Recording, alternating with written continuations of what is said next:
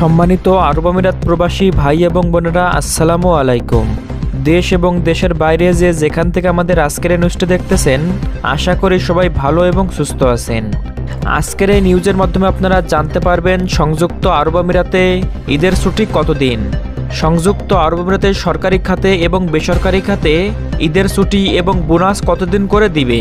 তো আজকের এই ভিডিওটা আপনাদেরকে শেষ পর্যন্ত দেখার অনুরোধ রইল এবং আপনারা যদি আমাদের চ্যানেল নতুন হয়ে থাকেন তাহলে অবশ্যই চ্যানেলটিকে সাবস্ক্রাইব করে রাখুন এবং সংযুক্ত আরব আমিরাতের সকল নিউজ সবার আগে জানতে পাশে থাকা বেল আইকনটি বাজিয়ে দিন।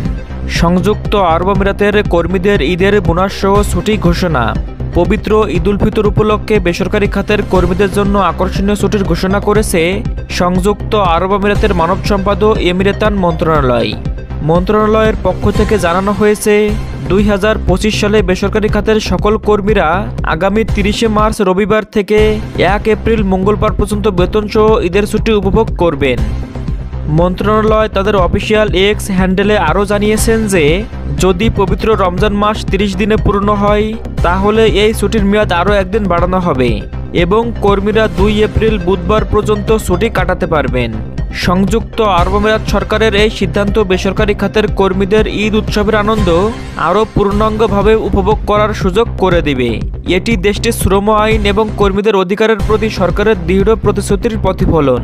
এই ছুটির মাধ্যমে কর্মীরা তাদের পরিবার এবং বন্ধুদের সাথে মিলিত হওয়ার এবং ঈদের আনন্দ ভাগ করে নেওয়ার যথেষ্ট সময় পাবেন। এই পদক্ষেপ সামাজিক সংহতি বৃদ্ধি এবং উৎসবের আনন্দকে আরও গভীর করে তুলবে বলে আশা করা যাচ্ছে। প্রতি বছর প্রবাসী কর্মীদের জন্য সংযুক্ত আরব আমিরাতে ঈদের ছুটি 5 দিন বরাদ্দ করা হয়। সে অনুযায়ী এবছরও ঈদের ছুটি 30 মার্চ থেকে 2 এপ্রিল পর্যন্ত বৃদ্ধি করা হয়েছে, তবে এটা সম্পূর্ণ চাঁদ দেখার উপর নির্ভরশীল। যদি এবার রোজা 30টা পূর্ণ হয় তাহলে ছুটি একদিন বাড়িয়ে 3 এপ্রিল বৃহস্পতিবার পর্যন্ত বাড়ানো হবে এবং যদি রোজা 29টা হয় তাহলে ছুটি 2 এপ্রিল পর্যন্ত থাকবে। তো সম্মানিত প্রবাসী ভাই এবং বোনেরা, এই ছিল সংযুক্ত আরব আমিরাতের ঈদের ছুটির সম্পর্কে সর্বশেষ আপডেট খবর।